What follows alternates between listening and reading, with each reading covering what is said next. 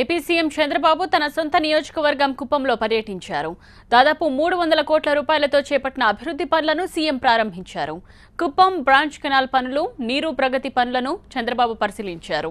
ఎన్టీఆర్ సుజల తాగునీటి పథకాన్ని ప్రారంభించారు. అలాగే హంద్రీనీవా ప్రాజెక్టు పనులను పరిశీలించిన తరువాత ప్రజలతో చంద్రబాబు ముఖాముఖి కార్యక్రమం నిర్వహించారు. మీరు కూడా ప్రభుత్వానికి నిండు మనసుతో సహకరించాలి. మంచి చేసిన వాళ్లకు సహకరిస్తే మీకు ఇంకా మంచి జరుగుతుంది. అందుకే మన నియోజకవర్గంలో ఒకటి అడుగుతున్నా, 100% తెలుగుదేశమే ఉండాలి.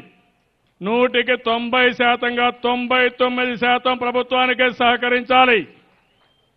ఎందుకు సహకరించమని మిమ్మల్ని కోరుతున్నానంటే నాకోసరం కాదు, మళ్ళీ మంచి జరగాలంటే, ప్రభుత్వ యంత్రాంగం పనిచేయాలంటే, అంకితమైన భావంతో ముందుకు పోవాలంటే, మీ జీవితాల్లో నిరంతరం వెలుగు రావాలంటే అది ఒక్క ఈ ప్రభుత్వం వల్లనే సాధ్యం.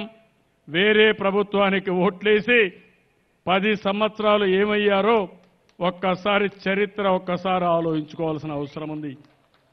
మళ్ళీ అలాంటి చరిత్ర పునరావృతం కావడానికి వీలు లేదు.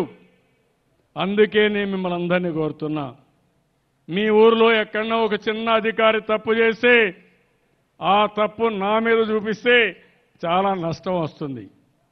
మీ ఊర్లో ఎవరైనా ఒక చిన్న కార్యకర్త ఎక్కడన్నా ఒక తప్పు చేశారనుకోండి, చేస్తే ఆ కార్యకర్త తప్పుగా భావించాలి తప్ప నా తప్పుగా మీరు భావిస్తే నష్టం జరిగేది నాకే జరుగుతుంది.